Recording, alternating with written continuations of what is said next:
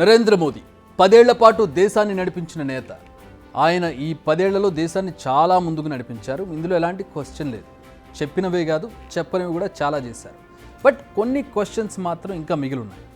ఇవి కూడా చేసి ఉంటే బాగుండేది అనే ఫీలింగ్ ప్రజల్లో ఉంది. మరి ఆయన చేయనివి ఏంటి?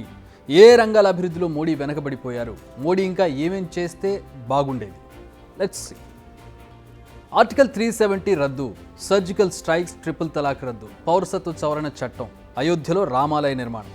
నిజానికి ఇవి జరుగుతాయని ఎవ్వరూ ఎక్స్పెక్ట్ చేయలేదు. బట్ నరేంద్ర మోదీ తన పాలనలో చేసి చూపించారు. బట్ కొన్ని విషయాల్లో మాత్రం మోదీ సర్కార్ పెట్టాల్సినంత ఫోకస్ పెట్టలేదేమో అనిపిస్తోంది. నిజానికి దేశాన్ని పాలించే పార్టీకి ఉండాల్సింది దూరదృష్టి, ఫోర్ సైట్. తీసుకునే పాలసీ డెసిషన్స్ తాత్కాలికంగా లబ్ధి చేకూర్చడమే కాదు, వచ్చే అనేక సంవత్సరాలు కూడా పనిచేయాలి. మరింత ముందుకు దేశాన్ని నడిపించేలా ఉండాలి. అలాంటి డెసిషన్స్ మోడీ సర్కార్ చాలానే తీసుకుంది. బట్ కొన్నింటిలో మాత్రం ప్రజలు ఇంకా ఏదో కావాలని కోరుకుంటూ ఉన్నారు, సాటిస్ఫై కాలేదు. లైక్ పెట్రోల్ డీజిల్ ధరలు చూడండి. నరేంద్ర మోదీ అధికారంలోకి వచ్చినప్పుడు పెట్రోల్ డీజిల్ ధరలు ఎలా ఉండేవి? 2014లో లీటర్ పెట్రోల్ ధర 66 రూపాయలు, డీజిల్ ధర 52 రూపాయలు. మరి ఇప్పుడు పెట్రోల్ డీజిల్ ధరలు సెంచరీ దాటేశాయి. ఇందులో ఎలాంటి కాంట్రవర్సీలు మేము క్రియేట్ చేయడం లేదు. అప్పుడు ఎలాంటి పరిస్థితులు, ఇప్పుడు ఎలా ఉన్నాయి, ఇప్పుడు ఏ పరిస్థితుల్లో ప్రజలు కనపడుతున్నారు అనేది మేము చూపించదలుచుకున్నాం. సో చాలా తేడా ఉంది. రేట్లు పెరిగాయి, ఓకే. బట్ సామాన్యుడి బతుకుబడి నడవాలంటే ఈ ఇంధనాలు నిత్యావసర సరుకు లాంటివి. మరే అలాంటి ఇంధన ధరలను కట్టడి చేయడంలో మోడీ సర్కార్ కాస్త విఫలమైందని చెప్పాలి. ఎందుకంటే ఈ ఫ్యూయల్ ఛార్జెస్ ఏవైతే ఉన్నాయో ఇవి ప్రత్యక్షంగా పరోక్షంగా అనేక రకాల పెరుగుదలకు కారణమవుతాయి. నిత్యావసరాల ధరలు పెరగడానికి కూడా చమురు ధరలు పెరగడం కారణమవుతుంది. చమురు ధరలు పెరుగుతూ ఉంటే నిత్యావసరాల ధరలు కావచ్చు, ఇతర సరుకుల రేట్లు కావచ్చు పెరిగిపోతూ ఉంటాయి. సో ప్రతిరోజు ఫ్యూయల్ అవసరం అవుతుంది, నిత్యావసరాలు అవసరం అవుతుంది. సో సగం తను సంపాదించిన దాంట్లో సగం వీటికే పెట్టాల్సి వస్తే సామాన్యుడి మీద ఎంత భారం పడుతుంది అనేది మనం అర్థం చేసుకోవచ్చు.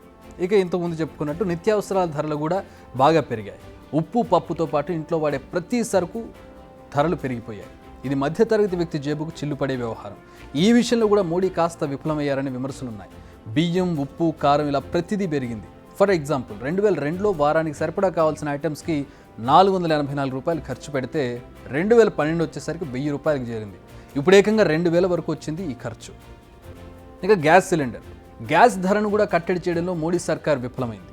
మోడీ హయాంలో కాంగ్రెస్ నేతలు ఆరోపిస్తున్నంతగా గ్యాస్ ధరలు పెరగకపోయినా ధరలు పెరిగిన మాట వాస్తవం. ఈ ధరాభారం పడుతున్నది సామాన్య ప్రజలపైనే. ఈ విషయంలో కూడా మోడీ సర్కార్ మరింత చొరవ చూపిస్తే ఈ గ్యాస్ బండ బరువు కాస్త తగ్గుతుంది. సామాన్యుడికి కూడా మరింత ఊరటగా ఉండేది. నెక్స్ట్ పన్నులు. బీజేపీ ప్రభుత్వం అధికారంలోకి వచ్చిన తర్వాత జీఎస్టీ అమల్లోకి తెచ్చింది. వన్ నేషన్ వన్ ట్యాక్స్ లాగా దీన్ని తీసుకొచ్చింది.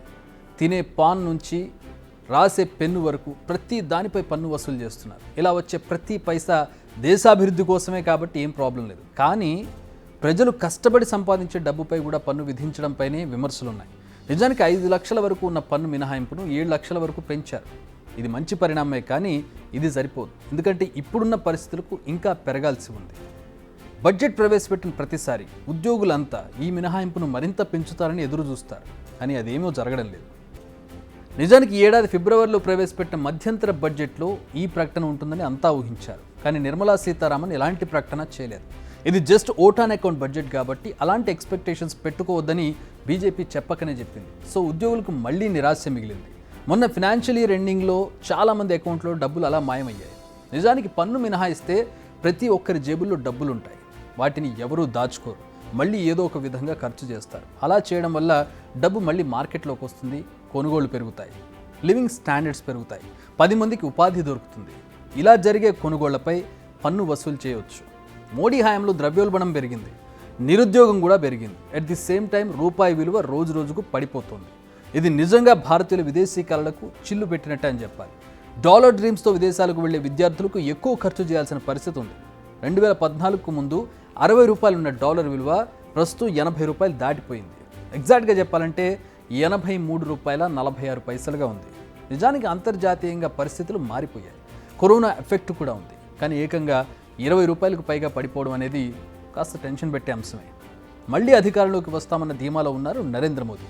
అదే నిజమైతే బీజేపీ మళ్ళీ అధికారంలోకి వచ్చాకనైనా ఈ అంశాలపై ఫోకస్ చేయాలని ప్రతి ఒక్కరూ కోరుతున్నారు. లేదంటే కూటమి అధికారంలోకి వచ్చినా ఈ అంశాలపై ఫోకస్ చేయాలి. సామాన్యుడిపై కాస్త కరుణ చూపించాలి, అతనిపై పడుతున్న భారాన్ని తగ్గించాలి.